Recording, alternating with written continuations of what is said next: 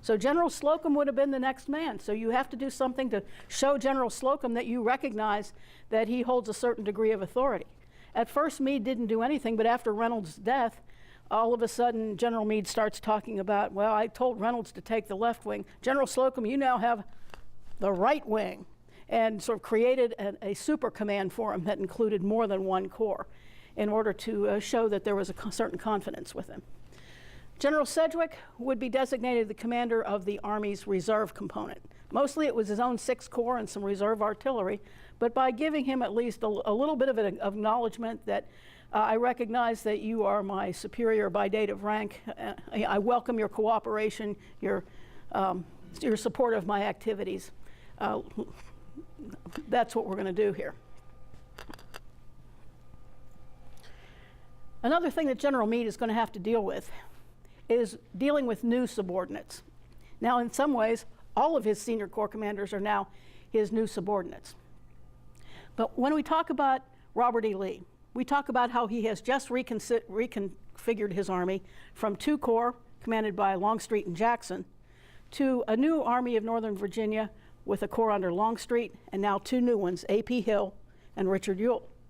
We spend a lot of time talking about command relationships among that cluster of individuals, but we don't talk very much about what General Meade had to do or what he had to deal with. In fact, he has 3 new commanders in the Battle of Gettysburg who have not served in Corps Command before either. One is his cavalry commander, Major General Alfred Pleasonton. Now, when we think about General Pleasonton and the Battle of Gettysburg, we probably don't have a whole lot to think about here. When we think about the Union cavalry at Gettysburg, we think about General Buford. We think about General Gregg. We think about General Custer. We think about General Kilpatrick. We think about the division and brigade commanders in the Union Army's Cavalry Corps. We don't think of General Pleasonton. And a lot of that has to do with the fact that General Pleasonton was named Chief of the Cavalry just before Hooker left his command. General Meade, when he takes over, has already seen General Pleasonton in action and is decidedly unimpressed. Remember earlier when I talked about the cavalrymen who put together the line of artillery and then made sure everybody in the media knew about it? That's your man, General Pleasonton. General Meade has already seen this guy in action and has already kind of written him off as a bit of a flake, as somebody who's not to be trusted, as somebody who always wants the camera on him. And to make sure that he doesn't get out of control, General Meade will tell his chief of cavalry to stick very close to him at headquarters. His chief engineer is out going back and forth on the battlefield. His chief of artillery, active all over the place. The chief of cavalry, you just sit right there until I tell you I need you. And that's pretty much the way he treated General Pleasonton during this battle. And we found out that his senior subordinates, the cavalry division and brigade commanders, did very well without his direct involvement. And to no surprise, shortly, not too long after this, General Pleasonton's going to disappear. Major General George Sykes. In the old Army, he had a nickname. They called him Tardy George. We cannot control our nicknames, unfortunately, and I'm not sure I want a corps commander named Tardy George. But he commanded the 5th Corps, which up until just a few days before, General Meade had commanded. When he rises to Army command, he needs a new corps commander. At least he knows him. It's somebody he's worked with before. The third one often comes as a bit of a surprise. When we think about the story of Gettysburg, and so many of you have been up there, you think about General Hancock and how he rides up on the first day of the Battle of Gettysburg with authority handed to him by Meade to sort of take care of the chaos on Cemetery Hill, to sort of establish the position for the Union Army on the high ground south of Gettysburg. We often forget that until June 9th, Hancock was just a division commander. His corps commander, General Couch, had decided, I can't work for Hooker anymore, I'm out of here. And he got reassigned to the brand new Department of the Susquehanna up in Harrisburg, preparing Pennsylvania for defense. That's when Hancock became a corps commander. When we write about him at Gettysburg, when we study him at Gettysburg, it almost seems like he's been a corps commander forever because he does what he does so effortlessly. But he and Meade are friends. They work together very well. It's a bond that, again, seems to work very well. Professional relationships at Gettysburg mattered. And this is one that paid many, many dividends. Now, I focused very much on purpose on the senior leadership because many of the folks I talked about today are not the people who we often hear about in the ebb and flow of the Battle of Gettysburg. Instead, we focus on the actual troops on the line of battle. I wanted to wrap up today by talking about 3 individuals who made the ultimate sacrifice at Gettysburg. These are soldiers whom you have not heard of before. They are unusual, they're rather unique individuals in their own way, and they all have a story to tell. Up at the Military History Institute, if you walk in, one of the first signs you see is every soldier has a story. I've always been captured by that sentiment. We always like to do these things. The Center of Military History here does it. All of us who do military history really like it when we run across that story that we can tell. With my naval aviators, with the men of Pickett's division, all the folks I've written about over the years. But these are some of the ones who I've been writing about lately. Captain Thomas O. Berry. He was a company commander in the 11th United States Infantry. He's a regular infantryman. He had started out at West Point, only stayed for 2 years, and then he decided to resign the academy and went down to New York City. He got married, and his brand new brother-in-law was the inventor Elias Howe. Well, that got him involved in all kinds of business enterprises in New York and ultimately in Boston, but he never lost his first love for the military life. He became active in militia affairs up in Massachusetts, and when the Civil War broke out, he quickly accepted a commission as the adjutant of the 5th Massachusetts Infantry. Now, he was perfectly happy with that until a friend who remembered that he had a little bit of a West Point education came up to him and said, "Would you be interested in a commission in a regular regiment?" Captain Berry did not, or Thomas Berry did not wait very long he didn't weigh the options very much. He said, "Sign me up." He really, really wanted that chance to enter the force that he originally had planned to, and he became a captain. First, he was sent out to St. Louis to do some recruiting duty, but he kept on badgering the War Department, "I want to be in a line company." I suspect that that's something that resonates with some of you. And he received a company command in the spring of 1863. Gettysburg will be his first big battle in company command. The United States Regular Infantry at Gettysburg, 2 small brigades, numbering in total about 2,000 men, served in the United States Army's 5th Corps at the time. Their big battle will be in the famous wheat field on July 2nd. There will be several commands that have Union commands already committed to the wheat field that got mauled by the Confederates and got pushed back. Then the regulars arrived. Many of those on site said, "By God, they're regulars," just because you could tell by the discipline in their march and all that, because they tried to do something unusual. Most Civil War volunteer regiments, when they advanced onto the battlefield, marched directly in straight lines right into the fight. When the regulars arrived, they advanced into the field, but then they discovered that the real threat was coming off at an angle, and they actually wheeled in the open field. And a wheel is a difficult thing to do when you don't have level ground and voice command anyway. But by using swords and everything, those who saw it was the most elegant and it seemed smooth move, a wheel that took them right into the fight. At the end of the war, there will be those who say that half of the United States regulars fell at Gettysburg and half of what left fell at the Battle of the Wilderness. Well, Captain Berry was one of the ones who fell at Gettysburg. He left behind a wife and 4 children, was buried, at least at first, right on the battlefield by his own men. When the fighting in the wheat field was over, the wheat field itself was no man's land. There was no way to go out and find the bodies of their friends when the fighting was going on. But when the fight was over, they went out and they retrieved their own dead and they buried them as best they could. The headstone that you see is in the Soldiers' National Cemetery at Gettysburg today.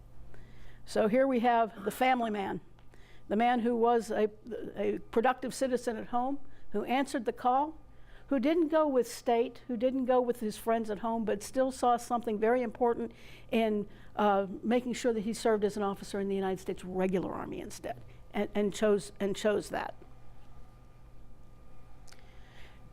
The cavalry at Gettysburg. There was not much regular United States cavalry at Gettysburg. We think of the individuals like Buford and Gregg and Custer, who were military academy graduates. But there were only elements of the 1st, 2nd, 5th, and 6th United States cavalry at Gettysburg. Perhaps in total, not quite 1,000 regular cavalrymen.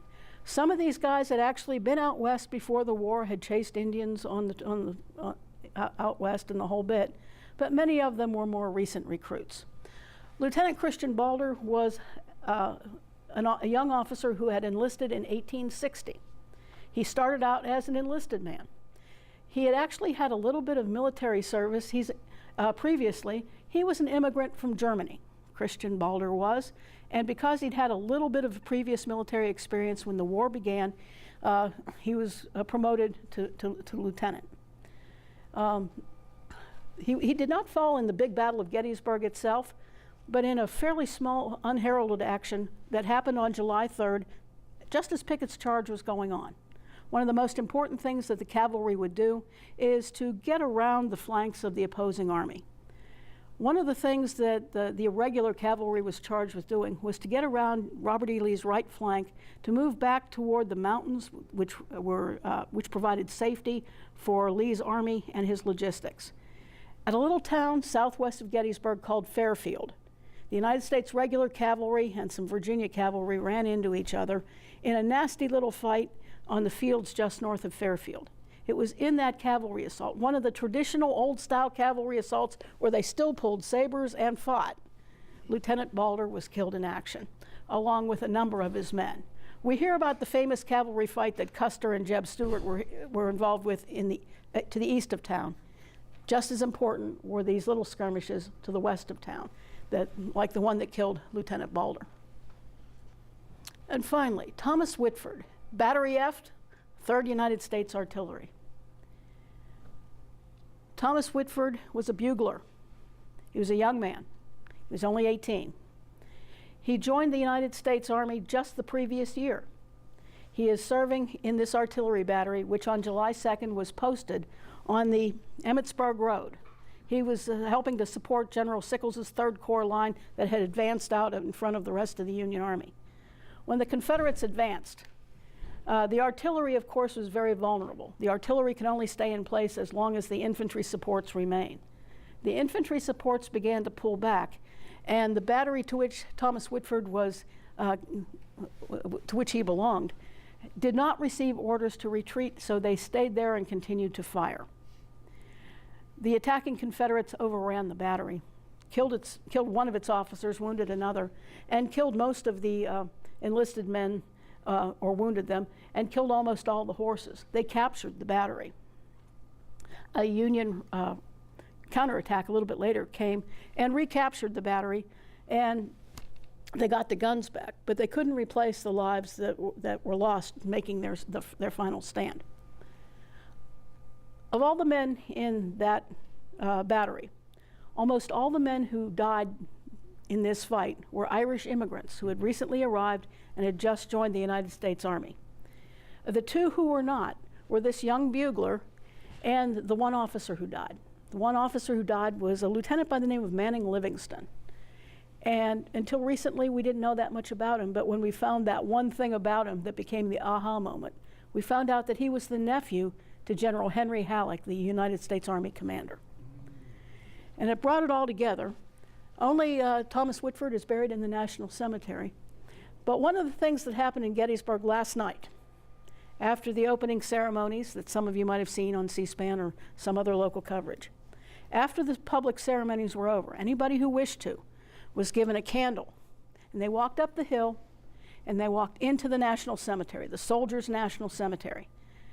The luminaria bags were already set up, and you could take your candle and you could go and you could put it in any one of the bags until all of a sudden the whole Union soldier part of the cemetery was lit up. It was just one of those things that just gave you goosebumps. And I had to leave earlier, but I left 3 candles with 3 friends. And I got confirmation this morning that Captain O'Barry, Lieutenant Balder, and Bugler Whitford all got saluted specially last night. When the United States and the Confederate States went to war in 1861, the United States Army was only about 16,000 strong. Most of the soldiers were out west. What was here in the east had to be brought back from the west or reconstituted from recruits from across the United States, many of whom were immigrants who did not have ties to local communities and joined the volunteer regiments. Whenever an important decision had to be made about strengthening the Army, the organization, the infrastructure, one of the factors that was always considered was the utility of the regulars. Early on, there was a discussion about whether or not the U.S. regular forces should be broken up into segments and maybe give every corps 1 or 2 regiments, or should they be left all together? The decision was made to leave them all together so that they could show by example what trained professional soldiers could do. In the infantry, perhaps it did not really serve that purpose, but the artillery learned from that, and in every corps artillery, in every artillery brigade, they always began with a regular artillery battery and built the rest of the brigade of volunteer batteries around the regular unit. When it came to all the logistical infrastructure that makes the armies work, they relied on the regulars to provide shape and form and chains of action. And then the volunteers could find their places and go from there. Without the regular army and the professionalism of those soldiers, you could not create an effective organization. And ultimately, after a whole lot of fits and starts to get things moving, by the time of Gettysburg, they'd pretty much figured out how to do this. Apparently the Confederates were not too bad at figuring it out either for a while there. But ultimately, not only do we figure it out by Gettysburg, but many of the lessons that we learned from this point out in the war are the ones that are going to carry over into the